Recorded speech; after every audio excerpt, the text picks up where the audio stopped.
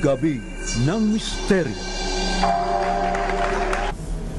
Semana Santa, ano bang dapat natin gawin sa panahong ito?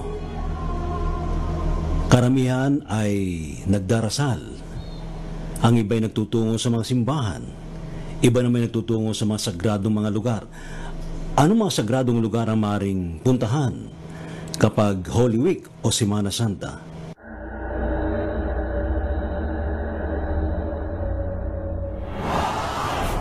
Encounters mga sightings ito. Doon ba'y palatandaan na talaga malapit na? Mga experience o meron kayong sightings ng mga UFO? Higher beings, especially to the universe you call God. Innumerable company of angels beyond human comprehension.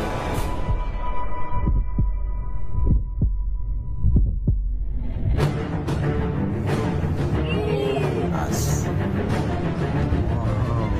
The propulsion system.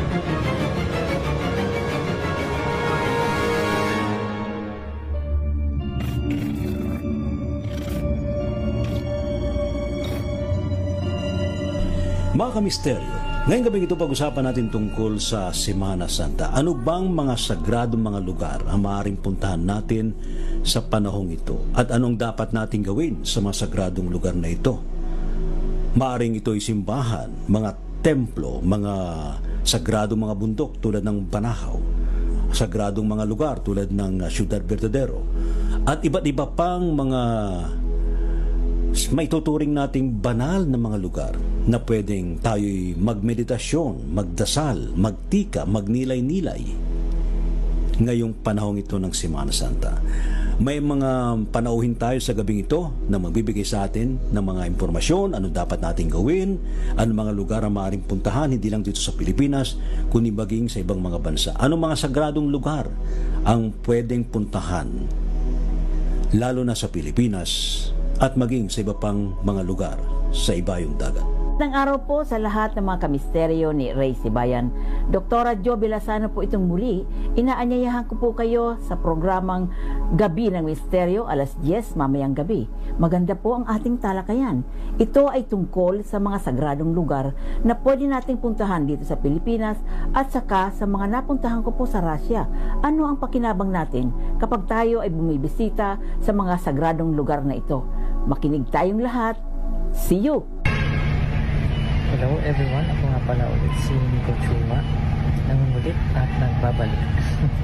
So ayan, mamayang gabi, pag-usapan natin kung ano yung mga dapat gawin at silipin natin ang bituin kung ano ba mga posibleng mangyari sa next week na Semana Santa at abangan nyo ko mamaya sa Gabi ng Misteryo.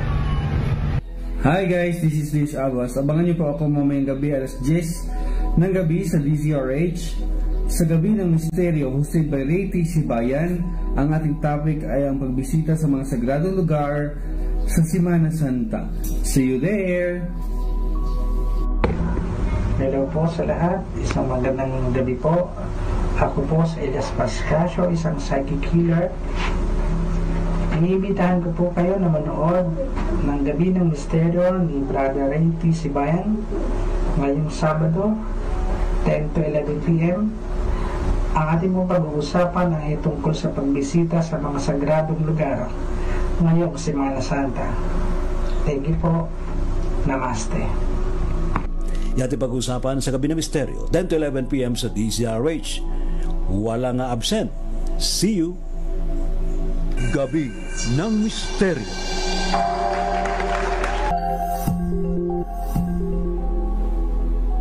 Magandang gabi po Luzon, Visayas, Mindanao. Welcome again sa pang-edisyon mga kaibigan ng programang Gabi ng Misteryo. Uy, kumusta na po kayo ha? Abay, ngayon po ay pag-usapan natin tungkol sa darating na Semana Santa. Ano bang mga preparasyon po natin sa Semana Santa or Holy Week? Ano ha? At ito yung pagkakataon na tayo tingnan natin mabuti ano nga bang aspect sa ang epekto sa atin na mga nangyari sa kapaligiran at ipagdasal natin kung ano man ang mga pangit na kaganapan o pangyayari ano ha. And ngayon nga pong gabing ito mga kaibigan, speaking of ipagdasal, meditasyon, pagninilay-nilay during Holy Week, ay ating pong pag-usapan saan bang mga lugar ang pwedeng puntahan natin, ha? Para tayo'y magkaroon ng ugnayan sa mga divine beings, sa mga spiritual beings, especially kay Master JC. Ayan. Kasi panahon naman niya to, di ba? Holy Week, ano? Ang ating pong Jesucristo, ano? May mga lugar ho na talaga namang lagi pinupuntahan ng mga deboto. Well, of course, ang karaniwan po dyan ng mga simbahan. Yung iba ay umaakyat pa ng Banahaw. Yung iba na may nagtutungo sa mga yungib-yungib, ha? Alam niyo yungib, masyado yata malalim yung yungib. Kuweba. Ayan. At yung iba naman ay mga ibang mga mystical places like Ciudad Verdadero. And of course, ano ang dapat nating dalhin kapag tayo'y magtutungo sa naturang mga sagradong lugar, ano ha? At mahugasan tayo. Alright, ngayong gabi ito mga kaibigan, ating pong i-welcome ang ating mga guests tonight. Ano ha? Of course, ating munang i-welcome itong nagbabalik nating kasamaan din sa larangan ng astrolohiya. Ayan na. Walang iba kundi po ang young astrologer. Walang iba kundi si Brother Nico Chua. Brother Nico, magandang gabi sa iyo. Welcome back sa ating program Gabi ng Misteryo. Kumusta ka na? Yes, Brother Ray. Magandang gabi din. Eto, okay naman. At saka currently, ine-examine ko yung mga between na darating sa April 17 hanggang 20. April 7. Oo nga, no? Yun yung Monday, Thursday hanggang Black Saturday. Black Saturday, yes. Patikimin mo na kami ng impormasyon. Ano bang galawan ng mga planeta at mga bituin? So, sa April 17, syempre, since April, that is the month of Aries, si Sun naka-station there. Pero sa April 17, so naka-opposite siya kay Saturn. So sa Pilipinas kasi, 7th house Aries tayo and first house Libra tayo or ascendant Libra. Since naka-opposite yung dalawa, si Saturn kasi ay about sa limitation. And then si Sun naman is about siya sa ego at saka din sa about sa sarili. Ito yung reason kung bakit nagkakaroon ng dami mga mainit ang ulo ngayon. Yes. Dahil dyan. Marami mga nangyayaring road rage. Ha? Yes. Kung bakit marami mga nag-aaway-away. May mga barilan. Napansin ko din dito na meron nagkaroon ng negative aspect or tinatawag natin na square placement sa 9th house at saka din sa 6th house. Ang 9th house kasi is yung mga bagay na alam nating tama, pero 6th house is yung mga kaaway natin or yung open enemies natin or mga rivals natin. Since nagkaroon ng square placement yan sa Mercury at saka din sa Jupiter and Neptune, isa din to sa mga reason kung bakit sila nag-aaway, which is misunderstanding.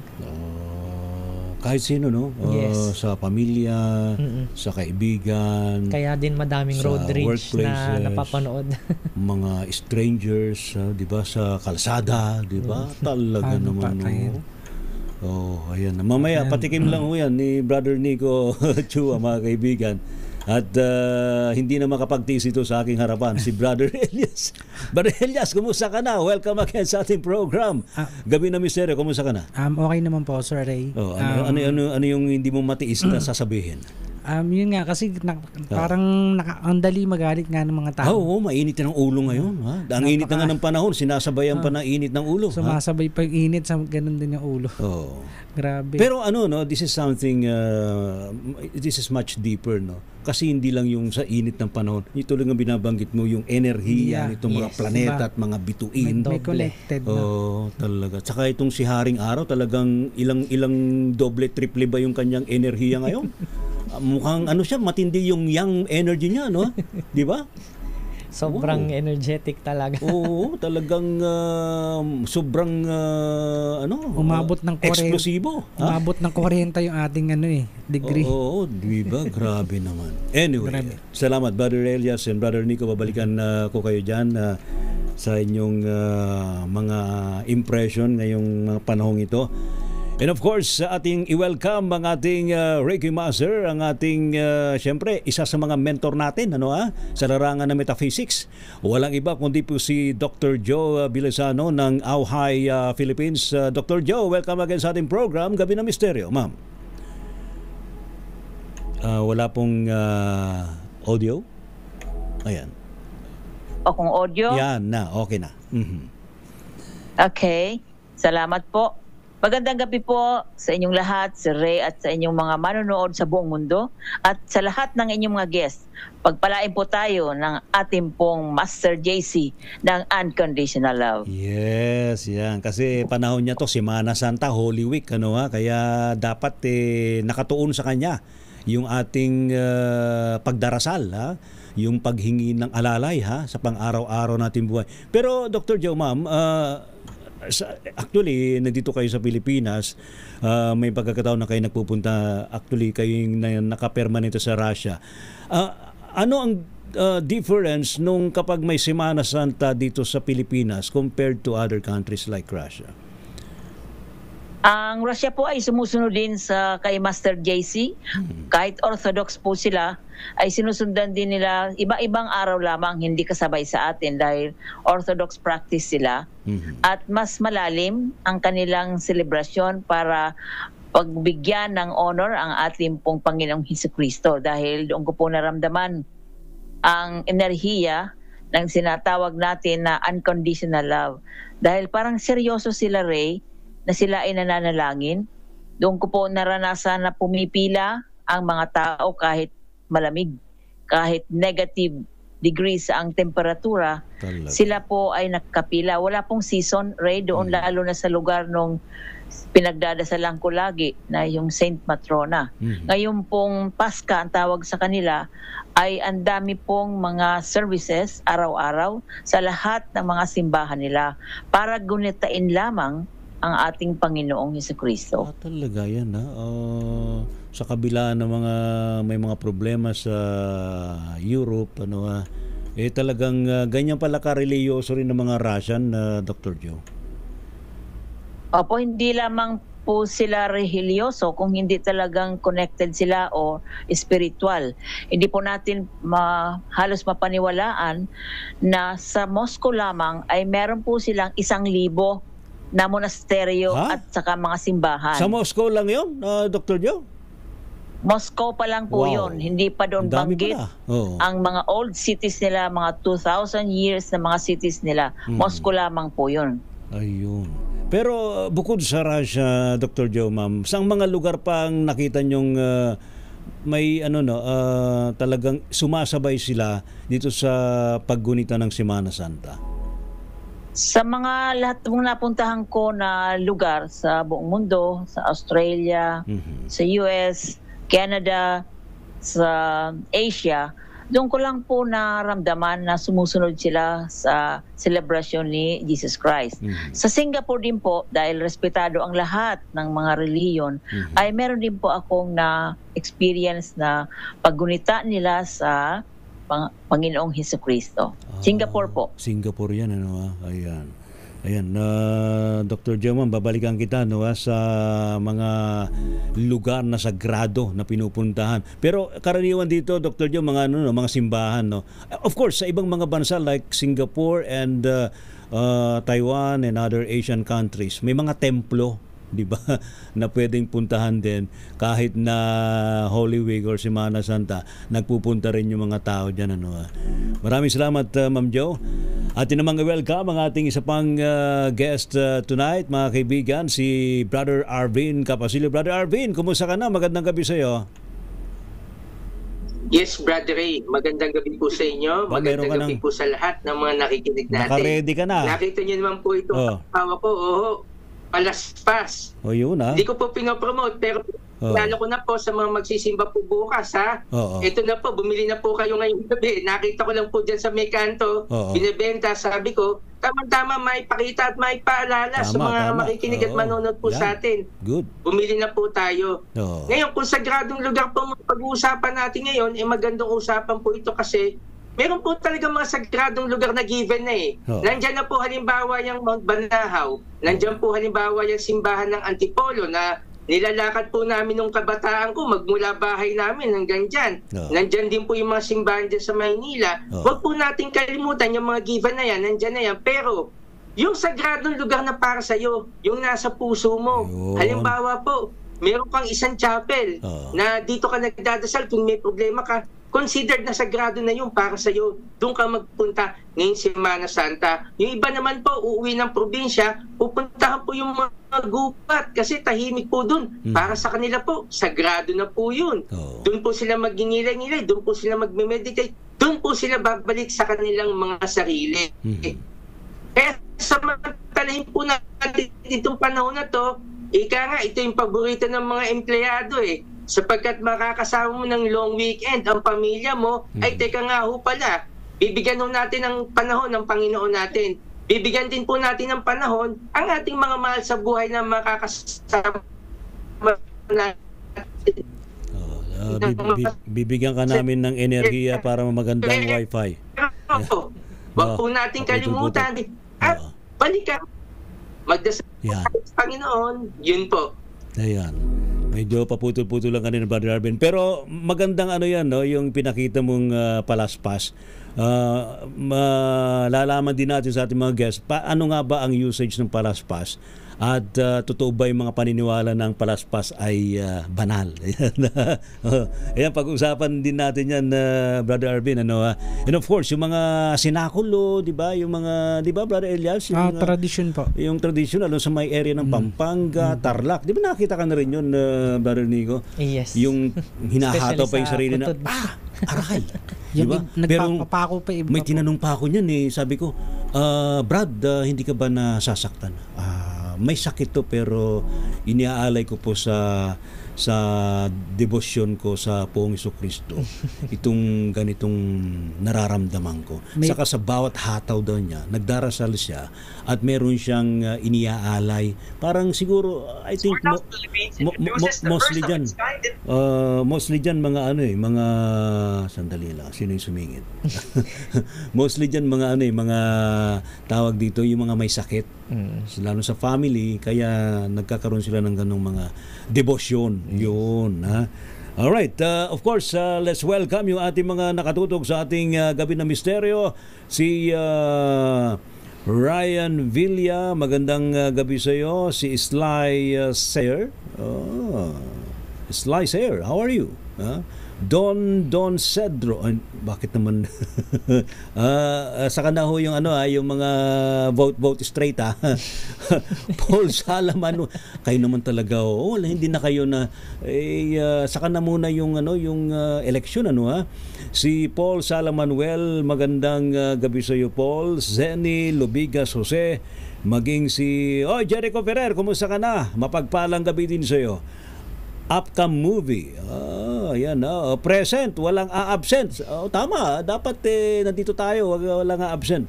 Anthony Abrenica, maging si sa lahat-lahat pa rin po na nakatutok ngayong gabing ito.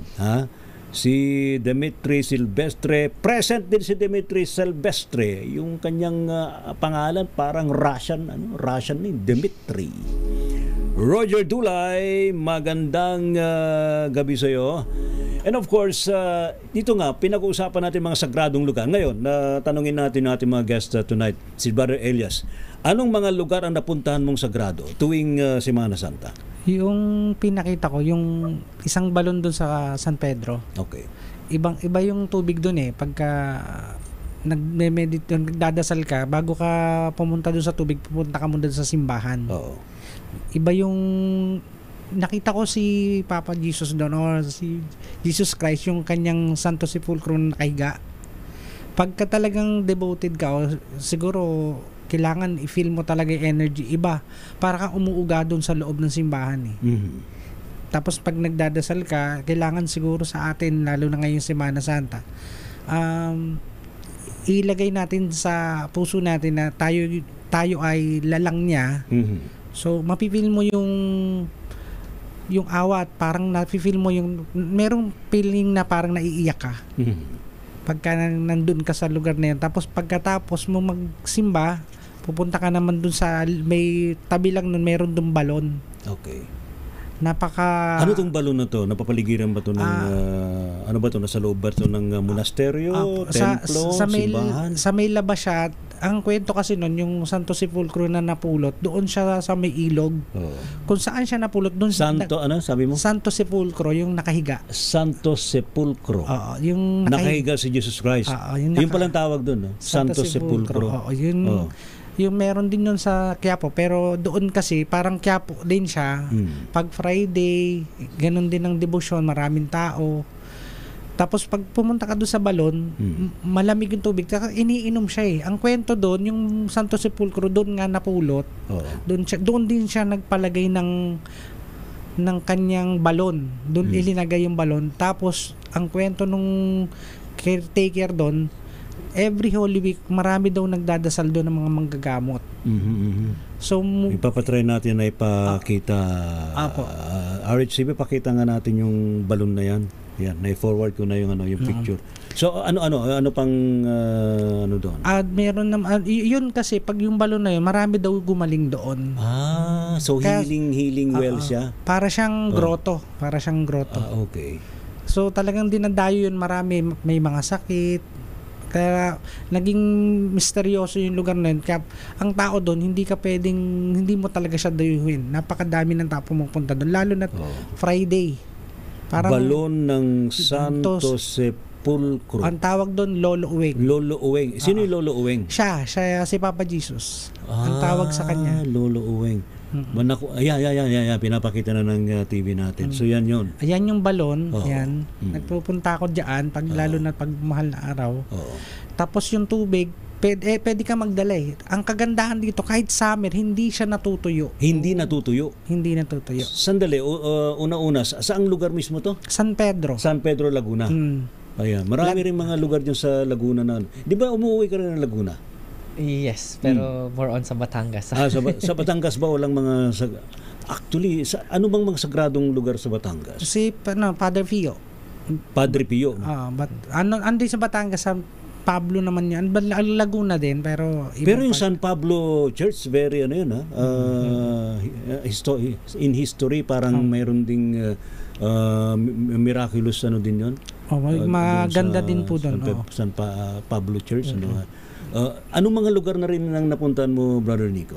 Actually, hindi kasi ako palalibot doon. Hindi ka palalibot. Pero somewhere else na tuwing Holy Week, ano yung napupuntahan mo? Usually, first of all, pagdating ng Holy Week, or bago sumapit yung Holy Week, nagka-cleansing ako, then ako, yung bisita iglesia. Bisita iglesia. Yung iba, hindi naman nagpupunta ng mga templo, ng mga simbahan. Iba nagpupunta ng ako gusto ko yung mga dagat. Opo. Iba dagat eh. Yung iba dagat. Kasi very positive yung energy ng dagat. Gusto ko talaga yung mga bundok eh. So pumunta talaga. Just sa part naman ng Antipolo meron din. Yung nasa likod ng background ko, Mystical Cave naman yun.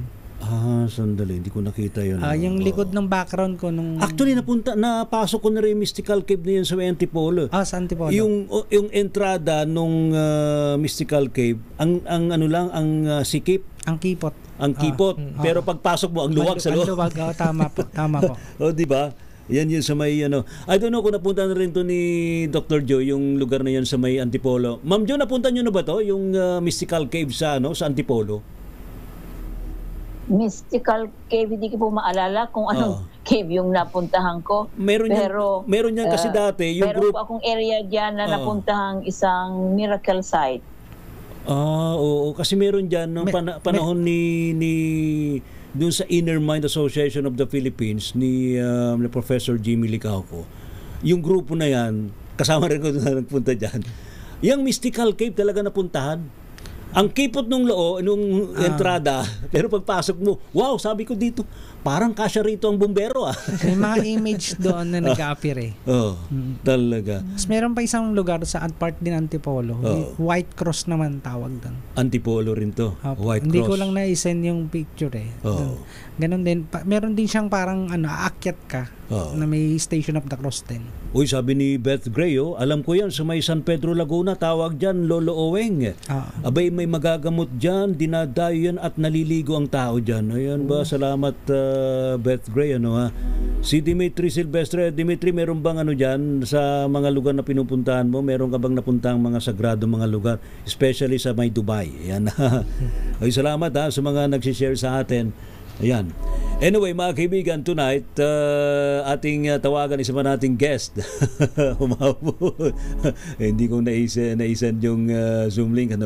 Si Brother Deus Abbas. Brother Deus, magandang gabi sa iyo. Welcome again sa ating program, Gabi ng Misteryo. Hello po, magandang gabi din po, Sir Rain. How are you, Brother Deus? Ngayong Semana Santa, ano ba ang preparasyon mo ngayong pagpasok ng Holy Week?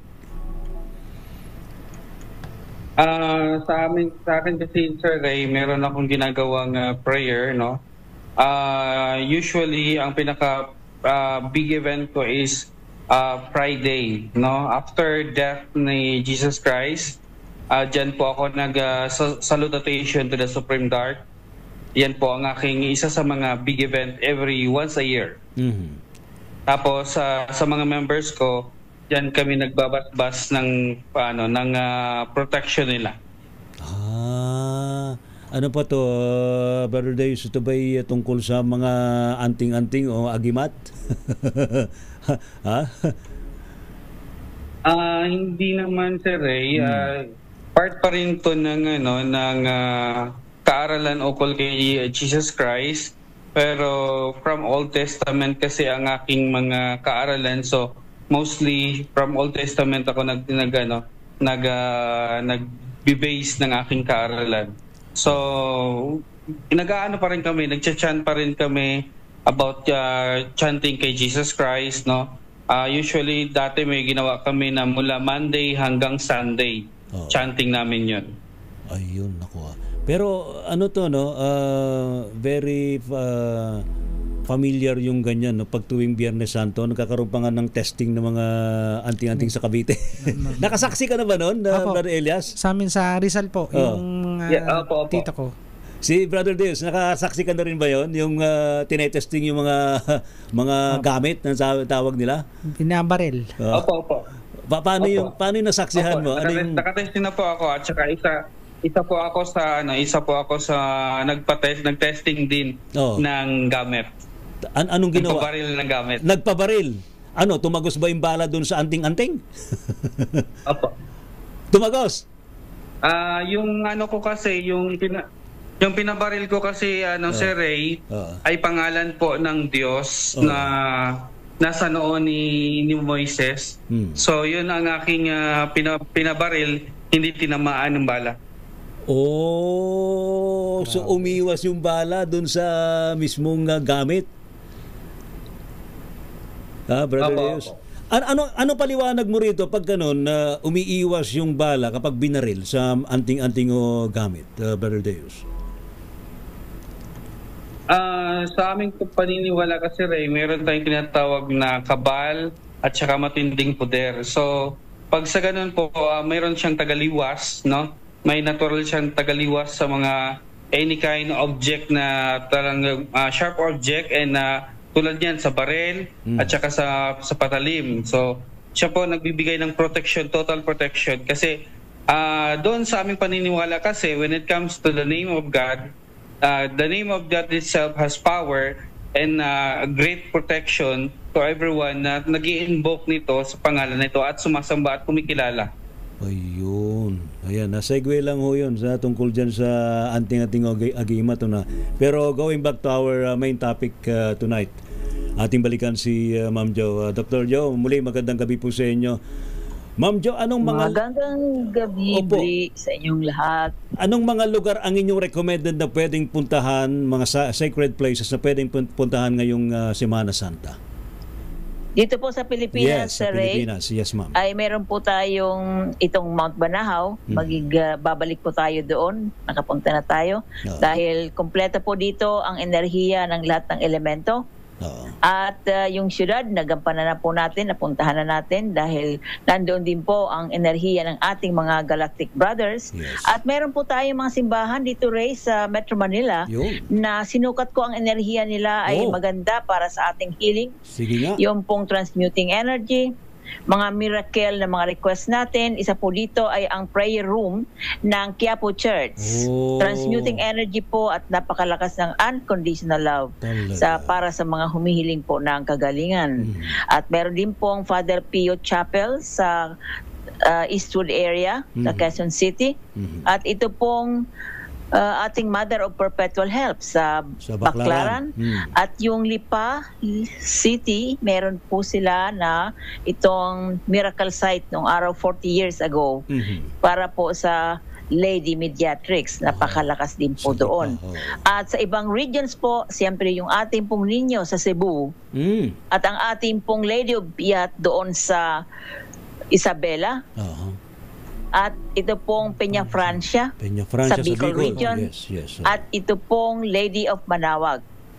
Ito po ang mga malalakas ang enerhiya dahil pag maraming tao po ang pumupunta, ay mas malakas na programa ang nabubuo sa isang lugar. Ito ay ginawa ng eksperimento sa Lourdes, France, na pag 1,000 ang mga nagdadasal, mas maraming miracle healing kaysa 100 lamang. So lumalakas yung energy dun sa paligid ng mga sacred places. Yes po. Saka yung mga Kaya yung mga sacred places po, Sir Ray, kapag maraming pumupuntang tao, yung intention nila nabubuo, mas lumalakas po yung enerhiya ng lugar. This is collective energies, no, Dr. Joe, ma'am. Collective intention po. Kung ang collective intention is for healing, lahat ng mga tao nagpupunta sa mga sacred places na yan, may possibility talagang mahihil sila sa kanilang mga sakit. Yes po, at kahit po sa ngayon, dahil meron tayo pong Principle of Divine Matrix na walang distance po ito sa inyong programa ngayon, sa mga binabanggit natin ng mga sagradong lugar, kung sila po ay mag-isip at humiling ng kagalingan, ay mararamdaman po nila o mararanasan nila. Ayan. Pero bukod doon sa binabanggit ni Dr. Joe, Ma'am Joe, pati yung mga ibang mga simbahan, no? Ganun din, no? Kasi kung ang intention naman ng mga nagdarasal is for healing, karaniwang healing, talagang tatamaan ka rin ng healing energies eh. Kahit hindi doon sa mga binabanggit nyo ng mga malalakas ang enerhiya. Meron naman pong mga simbahan na hindi ko nabanggit at sila naman po ay may mga kanya-kanya pong miracle experiences sa mga lugar na yon, ay bahala na pong makiramdam yung mga parishioners kung saan po sila akma na enerhiya. Magtatanong marahil, bakit ang dami naman ng mga versions ng Christ? Iisa lang naman yung Christ. Meron po yan na scientific explanation, Ray. Halimbawa, ikaw ay mas malapit sa Sacred Heart of Jesus. Yung parang yung code mo na kuhanin, yung lakas o enerhiya ng Diyos ay through the Sacred Heart of Jesus. O kung doon po sa Nazareno. May kanya-kanya po tayong parang rayo ng connection sa ating pong Panginoon. Ayan. Salamat, Ma'am Jo. Brother Elias, naranasan mo na ba nagpunta sa isang lugar, meron kang nararamdamang sakit? Pagpunta mo doon sa lugar, bigla kang gumaling? Kadalasan po tama po sabi ni Ma'am Jo, sa Quiapo. Quiapo? Opo. Kasi iba ang enerhiya talaga doon. Yun yung pag di ba nakita niyo po tinataas yung kamay? Yes, yun nakaganon. Gumataas. Diba? May nire-receive mo yung energy, yung healing energies. Kaya yung iba doon tumataas ang kamay. Yun, nire-receive natin yung energy. So, pagka feeling ko kasi parang ang bigat, yung doon ko nararamdaman parang may bumababang kuryente pababa. Kung isa na i-feel nyo, dito siya papasok eh.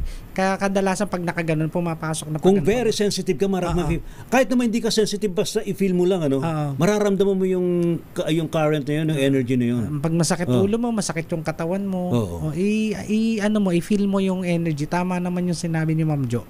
Pero ito ang tanong ko, yung bang simpleng kilabot pag pumasok ka sa mga sacred places, isa rin yun? Ayun, sinasabi ng guide mo na iba yung enerhiya doon. Meron akong kakilala, sabi ko itong dasal na to, dasalin mo sa loob ng simbahan. So ang feeling niya pagka nagdadasal siya, normal. Pero nauga siya eh. Nauga. Sabi ko, bakit ka umuga? Hindi ko makontrol. So, doon sa, yun yung sabi ko. Kasama yun doon sa so, effect. pag nagpipray ka, minsan napipil mo kahit na sa bahay or anything. Pag nagpipray ka, parang dinuduyan. Yun, merong enerhiya na umiikot sa katawan mo. Parang na-feel ko na yata, titino ko pa yung likod, baka may nanunulak sa akin.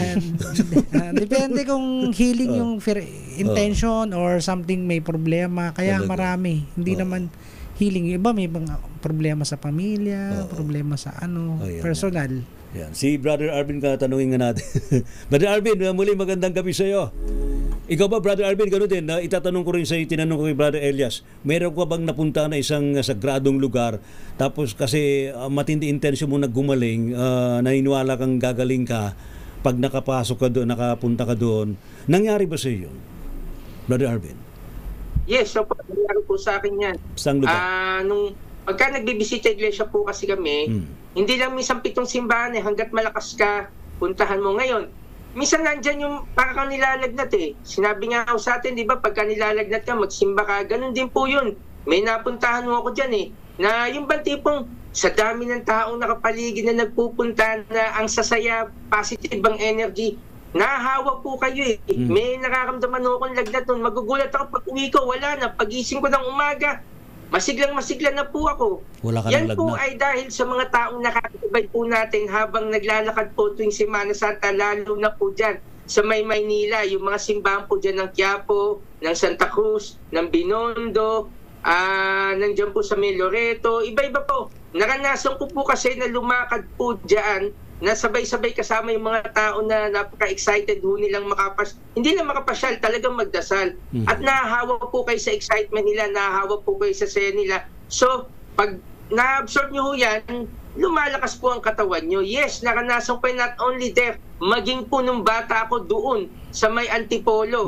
Lalo na po dyan, ang dami-dami po dyan umaakit, paakyat ho yan ha. Dadalhin ako dyan ng bata ako, may karamdaman po ako. Miraculous din yan sa may Antipolo. Tapos pag uwi, wala na po. Salamat, Brother Arvin. Pag uwi, wala na po, malakas na. Malakas ka na. Ayan, salamat. Opo. Salamat, yes Brother po, Arvin. Totoo po yung kaya napapaligiran po tayo ng mga sagradong lugar ngayong Semana Santa, samantalahin po natin ang pagkakataon. Pero sandali lang, ano yung ginawa mo doon na pag pumasok ka, nagdasal ka lang? Opo, nagdasal ka lang. Nagdasal po ako kasi, magdadasal po kayo ng isang Hail Mary, isang Our Father, isang Glory Be, and then mag-wish po kayo, wala hong problema. And then tumayo na ho kayo, lipat ho sa kabilang simbahan. Ganun lang po ginagawa namin bilang pasasalamat na rin po sa Panginoon dahil nandito pa rin ho tayo, nabubuhay, nagiging masaya, nakakatulong sa ibang tao. Alright, thank you. Ikaw, Brother Nico, not necessarily simbahan, no? Pero any other place na napuntahan mo, kasi meron kang ibang naramdaman, napunta mo tapos na gumaling ka, na re-energize ka. And saang lugar ito? Sa dagat. Dagat! Correct. Anong ginawa mo? Anong nangyari? Kasi usually ang dagat overall and general cleansing kasi yan. Dahil salt water yan. Yes, proven naman talaga. Yes. So, iba kasi iniisip lang magtampisaw eh. Or bakasyon. Naka-2-piece, naka-1-piece. Pero may healing qualities ang dagat eh. Diba? Sobra. Tapos, ma-share ko lang din kasi sa astrology, hindi lang siya about din sa planets.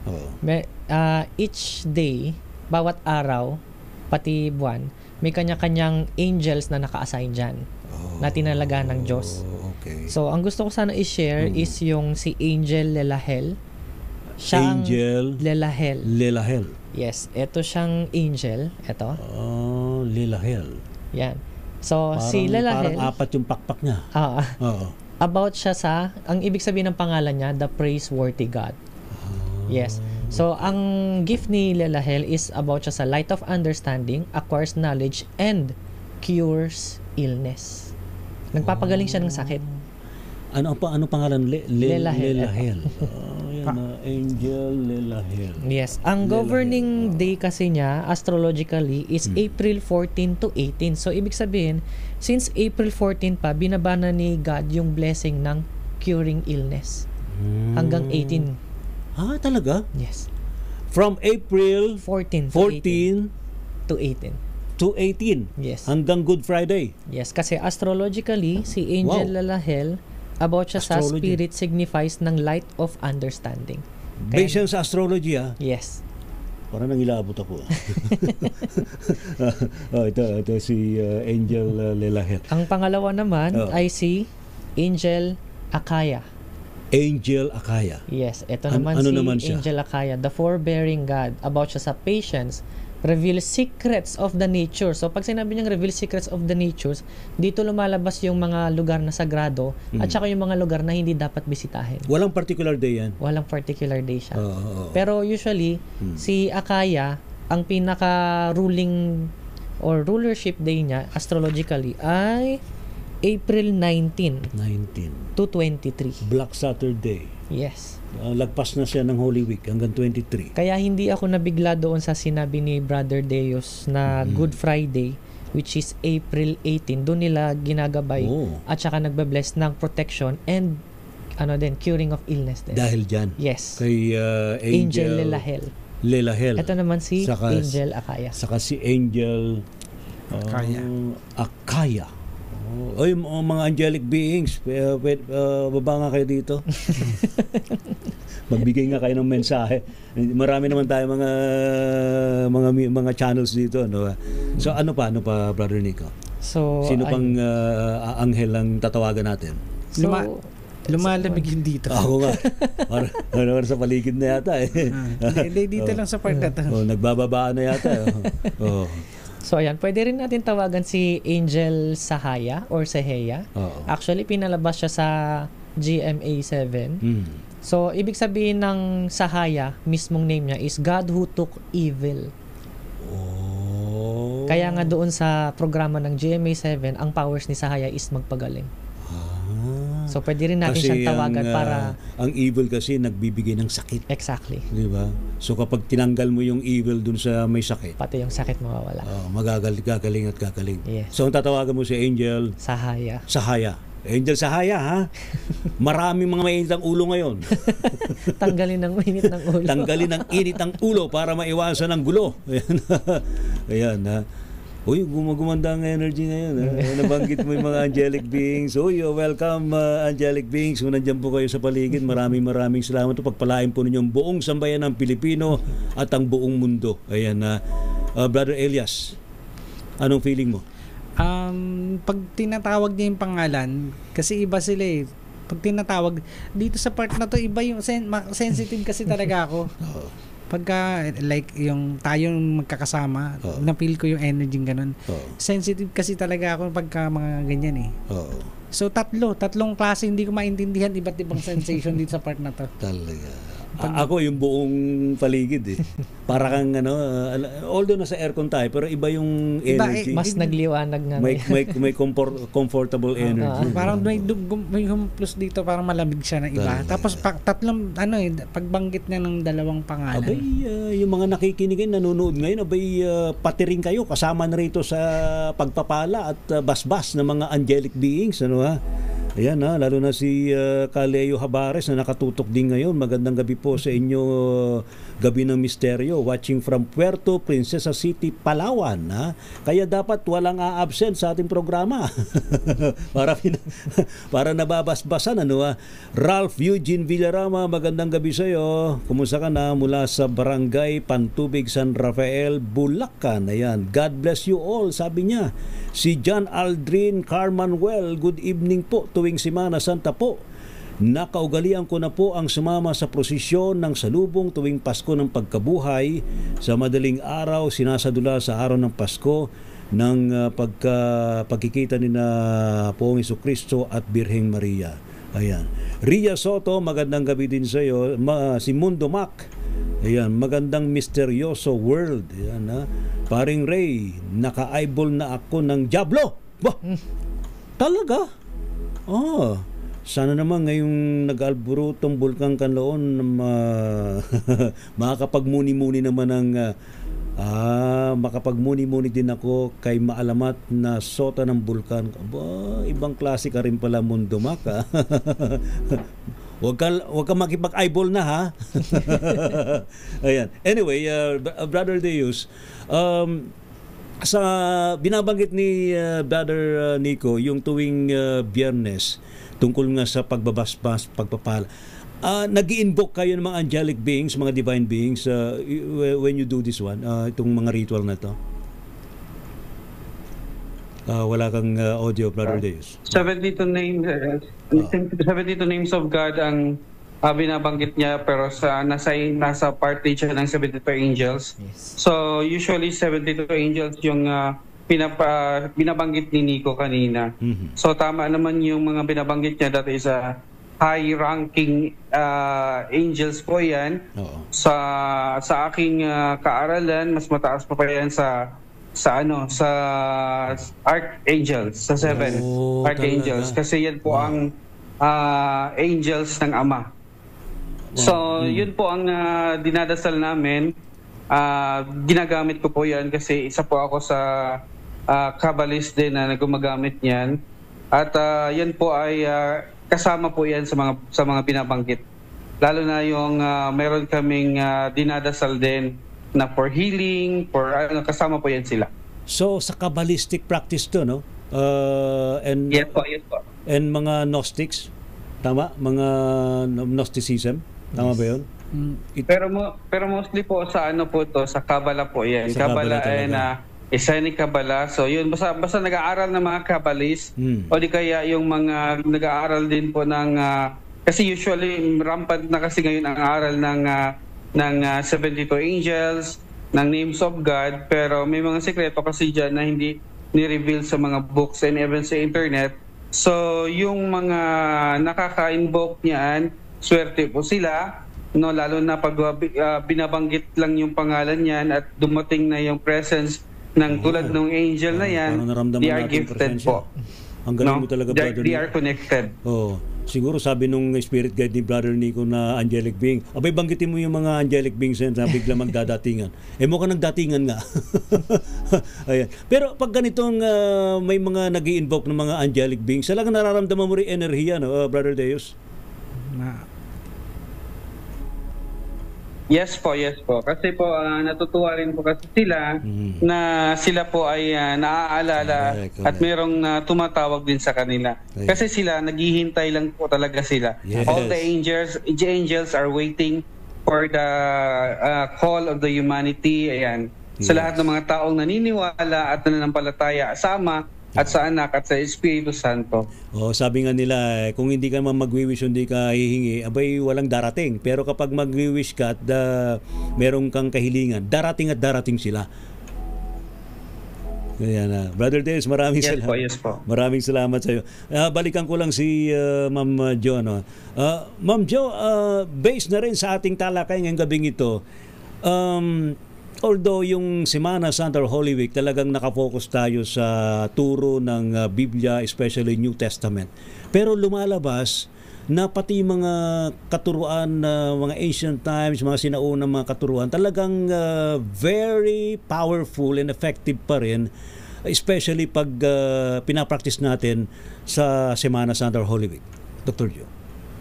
Tama po yan, Sir Ray, dahil nga sa principle of vibration po, kung ano yung naitanim sa ating pong great recorder, yung kalawakan na yan, ay siya po yung magkakaroon ng accumulation ng energy. Pwede rin po natin i-experiment yung mga versions po ng dasal sa Christian faith. Yung Tagalog, English, pwede po nilang sukatan ng EMF or electrical level. Kapag nagdasal sila ng Aramaic, ng Hebrew, ng Tagalog, o kaya ng English. Yan po inagawa na namin na mas mataas po yung electrical level ng Tagalog, ng Hebrew, at saka Aramaic. Pwede po natin pakiramdaman yan ngayon. 1 second po, pwede po nating tawagin yung unconditional of energy through the Hebrew version kung minamarapat po ninyo. At tanggapin po ito parang healing blessing sa lahat ng inyong mga manonood po ngayon. Sige po. Ito po ay pinapahintulutan, ito po ay ang Aveno Sebas si Mayumnyet kadasim ka, tabo makot kaya si Rachong ka mabasi Mayum kain baret leke mokeno, then lono ayo muslak lono itabitan nyo, kaya sa sulak no, gaman ang kulhaway no, yalti behind, leg sayon, kimalchen, min, hara. Ayan po. Anong interpretasyon nun, Dr. Joe? Vibrate po agad yung energy ng Lord's Prayer in Hebrew. Lord's Prayer, yes. So, that's Hebrew. Kaya, yung feeling ko, habang nakaganon ako, yung crown chakra ko bumukas. Ha? Parang kinikiliti yung tuktok mo. Di ba? Talagang very powerful ang Lord's Prayer, ano? Especially pag pero the difference between languages, Dr. Joe, may pagbabago, may variation yon. Ang languages po kasi, depende po yun sa vibration. Dahil yung ating pong inadapt na Tagalog language, ay noong araw pa po yan ginagamit na sa ating pong Lemurian practice, yung ating pong Austronesian practice. Kaya yung vibration na yun ay nakaukit na po sa ating pong cosmic field. Compared dito po sa bagong language ng English. Ang layo-layo po. Wala pa yung vibration po nitong English kasi hindi po siya masyadong descriptive at saka hindi po siya ancient. Kaya so, experiment po nating lahat. Yung iba-ibang version o kaya kung iba-iba pong mga sinusundan na practices. Malaramdaman po natin ang enerhiya ng mga ancient practices kaysa yung mga bago po. Kaya pala, Dr. Joe, na pag-isip-isip ko sa mga misa, lalo na pag yung mga holy mass sa mga simbahan, mas malakas yung enerhiya pag gumamit sila ng Aramaic, ng Hebrew or Latin language. Kasi nandoon yung very powerful energy, Dr. Joe. Yes po, dahil nga yung vibration po ng language na ginamit. Opo. Kaya minabuti rin po natin na tayo po yung nagdadasal ng Ama namin ay mas malakas kaysa kung English po. At kung ano pong dialect ng mga nagdadasal sa ating pong bansa. Nararamdaman din po nila kaysa English po. Ayan. Salamat, Ma'am Jo. Baka pwede mong banggitin mo rin namang Lord's Prayer, Ma'am Jo, ng Aramaic. Meron ka ba? Yun nga yung dinasal niya. Aramaic ba yun o Hebrew? Aramaic. Hebrew po. Hebrew. Si Brother Deo na po sa Aramaic. Brother Deus, baka meron ka Aramaic. Meron ka ba? Kaya mo bang bigkasin yung Aramaic ng Lord's Prayer? Abangan namin. Para magkatunog sila yun. Kaya? Brother Deus? Hindi ko memorize pero wait lang, wala akong kopya. I-try mo lang para makuha mo yung vibration. Alam mo, very interesting mga kababayan. Tama yung binabanggit ni Dr. Joe. Depende yun sa vibration ng mga prayers. Ikaw, Brother Elias, ano bang ginagamit mong prayer? Latin. Na Ama namin. Pero talagang Aramaic po ba? Yes, Brother Deus. Aramaic. Nagkakaano natin mga ancient languages. Wait po, hanapin ko lang. Sa akin Latin, kabisado ko yung Latin. Sige nga, bigkasin mo nga yung Latin sa mahabang sinesearch ni Brother Deus yung Aramaic. Yung Latin nga, yung with talagang matindi vibration, Brother Elias, go ahead. Pater noster kin caelis sancte pesentur nomentum ad benet regnum tuum fiat voluntas tua sicut in cielo in terra panem nostrum quotidianum da nobis hodie et dimite nobis debita nostra sicut et nos dimitimus debitoribus nostres et ne nos inducas in tentationem sed libera nos a malo. Amen. Ayan na. Gusto ko na mag-channel. Yan po yun. Pero compared dun sa i-compare ko lang yung sa Hebrew, talagang di hamak na mas malakas yung vibration sa crown chakra ng Hebrew, Ma'am Jo. Kasi although na-feel ko to, iba yung feeling nung energy nung Latin. Parang bumubuhos yung energy from here, galing sa taas, tapos babalutan ka. Parang ganun eh. I don't know, ganun ba yung na-feel mo rin, Brother Nico? Yes, brother. Asos, nangilabot nga ako kanina nung si doctor. Okay. Alright, Brother Dios, are you ready? Sige po. Okay. Sige Go po. ahead, please. Abunde Vashmaya, Nit Kadashmok, Tete Malkoto Newe, Sopoyonok, Ikono di Bashmaya, Oparu Hab Lano, di Bashanayon, Yunomo, Ushawilan Hawaiian. Ikano do Shabakan Hayubayan, Lotalam, Neshu, El Paso, Lan Mivesu Mipol, Deluk, I Malputo, Wahailu, Vitesh Gutu, Leolam, Olmin, Amen. Wow. Salamat po. What an energy. Maraming salamat. Ito naman, based na rin sa feeling ko, impression ko. Hanggang ngayon, nakabukas pa. Nakikita mo ba? Naano na nga, nakikiliti na hanggang ngayon, nakabukas pa yung crown chakra. Parang ano, no, mas matagal yung effect niya. Nag-extend eh. Mas malakas kasi yung ama namin talaga. Ito yung sa Aramaic, no? Tapos, habang gumaganon yung energy pababa, dito, malakas yung yung energy from here. Parang may lumalabas sa energy. I don't know kung na-feel nyo yun dito sa third eye area. And pababa siya, may naiipon na energy rito na pwedeng lumawas. Ini-interpret ko lang yung mga feeling habang nag-pray ng Sa iba-ibang version to, Dr. Joe, no? Iba-iba rin yung tama binabagay yung vibration, iba-iba yung effect sa atin. Iba-ibang chakras, iba-ibang senses po ang maramdaman natin. No. Ayan. Brother Arvin, anong na-feel mo? Siyempre, feel ko po, kumukuryente po magmula ulo hanggang dulo ng paa. Kaya nagpapasalamat po ako, 3 klase ng ama namin ang narinig ko, isang Hebrew, isang Aramaic, at saka isang Latin. Kung pwede nga lang magbigkas ako ng Tagalog ngayon, bakit o hindi? Pero bukas, magsisiniban man ako kami, Tagalog. Abay, bigkasin mo ang Tagalog. May oras pa naman tayo, Brother Arvin. Go ahead. Tagalog version. Sige po. Sure.